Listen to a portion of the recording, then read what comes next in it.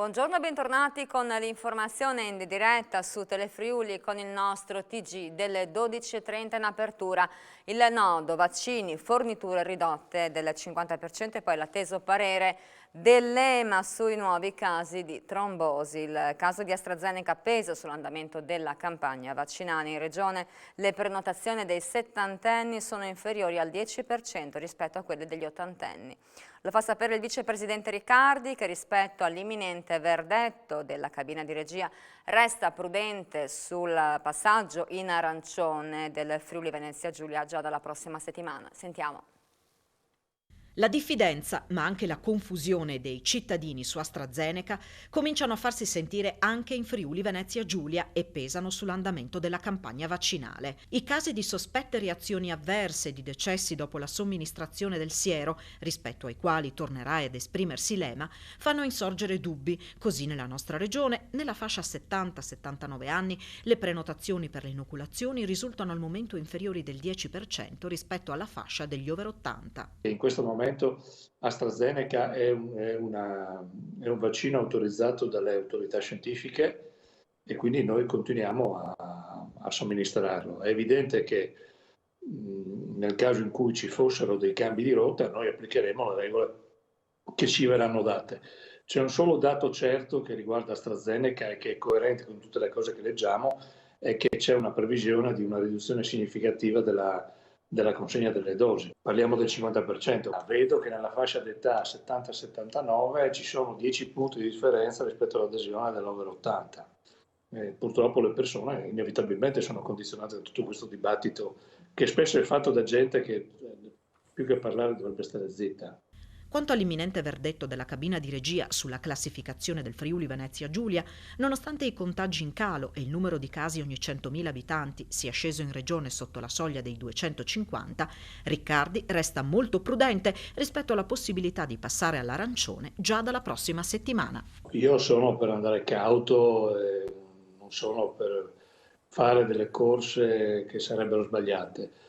Però non posso nemmeno dimenticare che la nostra attività di screening e di sorveglianza è molto più elevata rispetto a quello di tante altre regioni. Tanto è vero che se noi vediamo il rapporto dei casi positivi sul numero di tamponi, noi siamo in questa settimana la terzultima in Italia. Noi dobbiamo riflettere sul fatto che le regole che stiamo applicando siano ancora attuali. Noi non possiamo fare tante regole che rischiano di essere rispettate poco, forse è meglio farne poche e farle rispettare. E la cronaca, un operaio rimasto folgorato poco fa a Santa Lucia di Budoia, di fronte alla chiesa di San Giovanni, con la sua betoniera stava transitando quando ha toccato i cavi dell'alta tensione, è stato elitrasportato all'ospedale di Udine grave ma non in pericolo di vita sul posto anche i vigili del fuoco del comando di Pordenone. E picchiati selvaggiamente in strada da connazionali, ricordiamo tutti la maxi lista di via Vittorio Veneto a Udine. Bene, i carabinieri di Udine hanno individuato i componenti del gruppo che ha picchiato due cittadini stranieri. Sentiamo. Sono stati identificati dai carabinieri di Udine i responsabili della maxi rissa avvenuta in strada in via Vittorio Veneto lo scorso 25 febbraio, in pieno giorno, sotto gli occhi sconvolti di passanti, commercianti ed esercenti. Anche grazie a numerosi filmati postati sui social da alcuni testimoni oculari, i militari della sezione operativa della compagnia di Udine sono riusciti a identificare le persone coinvolte. Tramite le individuazioni fotografiche è stato accertato che in realtà non si era trattato di una rissa, ma di due distinte aggressioni, una ai danni di un cittadino pakistano di 27 anni che era rimasto ferito alla testa ed era stato portato in ospedale, e una ai danni di un 25enne, anche lui cittadino pakistano e anche lui picchiato. Ad aggredirli selvaggiamente altri 7 connazionali della loro stessa età. Sui motivi della duplice aggressione i carabinieri stanno tuttora indagando. Gli investigatori ritengono, tuttavia, che le motivazioni siano da ricercare nella volontà di alcuni degli stranieri di assumere il controllo delle maggiori piazze di spaccio del capoluogo friulano, gestite ormai per la quasi totalità da cittadini extracomunitari. I 7 giovani sono stati denunciati a piede libero e la loro posizione è al vaglio del sostituto procuratore della Repubblica di Udine, Barbara Loffredo. E per quanto riguarda i cittadini stranieri, 6 cittadini sono stati rintracciati migranti questa mattina intorno alle 9:30 a Rivignano Teorin, località Rivarota, dai carabinieri della radiomobile della compagnia di Latisana. Altri sarebbero stati rintracciati anche lungo l'autostrada A4.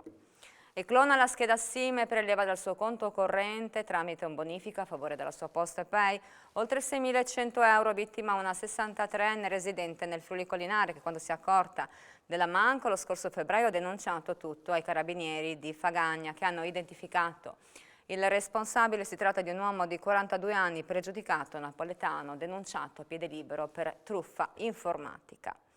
E questa mattina è di nuovo suonata la campanella per 90.000 alunni del Friuli Venezia Giulia tornati alla didattica in presenza dopo un periodo di DAD iniziato il 15 marzo con la zona rossa. Proseguono invece le video lezioni della seconda media fino alle superiori. Sentiamo. Si ricomincia incrociando le dita perché si resti in aula fino al termine. 90.000 alunni del Friuli Venezia Giulia questa mattina sono tornati in classe. Zainetti in spalla o al traino, dopo aver ripassato a casa, oltre alle materie in programma, anche le regole di comportamento per contrastare tra i banchi la diffusione del Covid, bambini e ragazzini sono finalmente usciti di casa per riprendere a frequentare le lezioni in aula. Ad attenderli fuori e dentro scuola hanno ritrovato compagni ed insegnanti, tutti dotati di mascherina, più o meno tutti felici di rivedersi, anche se con qualche difficoltà a contenere l'entusiasmo di incontrare di nuovo di persona, dopo tante videolezioni, i propri amici. Fino alla prima media si ritorna dunque alla didattica in presenza, dopo un periodo di DAD che ha coinvolto tutti i cicli della scuola dallo scorso 15 marzo, quando il Friuli Venezia Giulia è entrato in zona arancione. A fronte di migliaia di bambini e ragazzini che ritornano alle abitudini, di fatto dall'asilo nido fino alla prima media, resta ancora una fascia importante di studenti che prosegue con la didattica a distanza, dalla seconda media fino all'ultimo anno delle superiori, compresi dunque anche coloro che quest'anno affronteranno gli esami. A loro va il pensiero dei dirigenti scolastici che auspicano ci siano al più presto le condizioni per riportare pure loro in classe. E questa mattina in Consiglio regionale si è parlato della situazione delle scuole della regione, in particolare i dati sui contagi e il quadro sulla didattica a distanza. Sentiamo. Un picco di contagi e quarantene nel periodo dall'8 al 20 marzo, numeri che spiegano la scelta di sospendere l'attività delle scuole in presenza per tutti gli ordini e grado dal 5 marzo. Il quadro è emerso nel corso dell'audizione della sesta commissione del Consiglio regionale di Daniela Beltrame alla guida dell'ufficio scolastico del Friuli Venezia Giulia. I dati, ha spiegato Beltrame, sono parziali in quanto sono stati forniti solamente dal 70% degli istituti statali, una parte quindi dei 167 su tutto il territorio, a causa della complessità del sistema gestito direttamente da Roma e al quale l'ufficio ha avuto accesso solamente con il nuovo governo. Nelle scuole dell'infanzia il picco di 24 nuovi casi e nella settimana dal 15 al 20 marzo, nella primaria 83 casi, in quella dall'8 al 13 marzo, in quelle di primo grado invece il picco è avvenuto dal 18 al 23 gennaio per poi scendere, e nelle superiori ci sono stati due picchi, dal 22 al 27 febbraio con 70 casi e dall'8 al 13 marzo con 90 casi. I dati sono poi esponenziali per le quarantene in quanto scatta per tutta la classe. Sul tema della didattica a distanza, i numeri esposti dal Beltrame fanno riferimento al periodo pre-chiusura totale, quindi a febbraio. Sono 140.762 gli alunni iscritti all'anno scolastico 2021. Dei 14.415 dell'infanzia il 94% ha lavorato in presenza. Sui 45.895 delle primarie il 95%, su 30.635 delle secondarie di primo grado il 92%, mentre dei 49.817 delle superiori il 39% in presenza. Queste in realtà sono le uniche che dal 27 ottobre di fatto hanno fatto in presenza solamente brevissimi periodi, mentre nelle altre classi sono relative ai casi di quarantena e dunque all'obbligo di seguire a distanza. I disagi maggiori sono legati soprattutto alle reti informatiche, sia nelle famiglie che negli istituti. E con l'abbassamento repentino delle temperature c'è l'allarme nella notte per i frutteti in fiore. A Campolongo Tampogliano questa notte è un intervento particolare dove si utilizza il ghiaccio per salvare le coltivazioni. Vediamo. Proteggere i fiori di melo e di pesco con il ghiaccio per salvare la produzione in casi di abbassamento improvviso della temperatura, come è accaduto in questi giorni. La tecnica è stata adottata questa notte dall'agricoltore Luca Verzegnassi, 23 anni, di Campolongo Tampogliano, che ha ereditato dal padre la passione per i frutteti, con 4 ettari condotti a pesco e melo.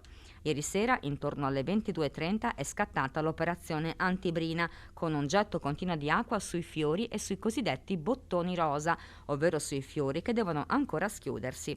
Una irrigazione particolare durata fino alle 9 di questa mattina. Si forma così uno strato di ghiaccio che protegge le infiorescenze quando la temperatura scende sotto lo zero. Il trattamento antibrina, che può essere automatico oppure mobile, dà la massima garanzia per il melo e buone garanzie per il pesco. Viene fatta in base alle previsioni Osmer-ARPA in maniera continuativa, fino a che le temperature raggiungono i 4-5 gradi. In questo modo si salvano produzioni di frutta in tutta la bassa friulana. E adesso andiamo a San Giorgio di Nogaro, dove sono installati semafori intelligenti. Al via oggi anche la realizzazione di lavori per gli attraversamenti luminosi. Sentiamo. Sono iniziati oggi i lavori di installazione della segnaletica adriatica dei nuovi attraversamenti pedonali nel centro di San Giorgio di Nogaro.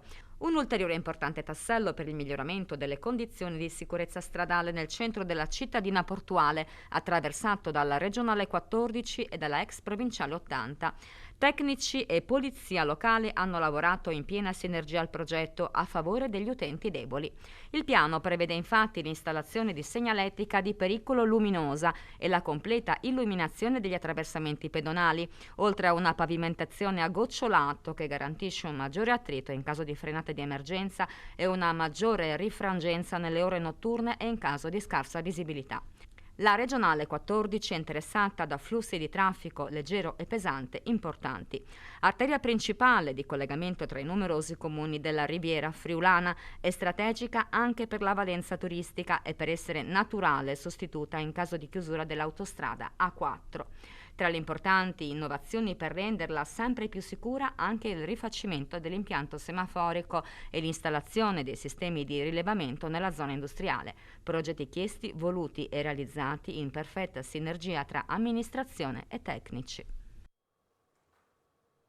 Ed era l'ultima notizia del nostro TG delle 12:30, l'informazione in diretta su Telefriuli torna tra pochi minuti con i collegamenti in diretta dal territorio con A voi la linea.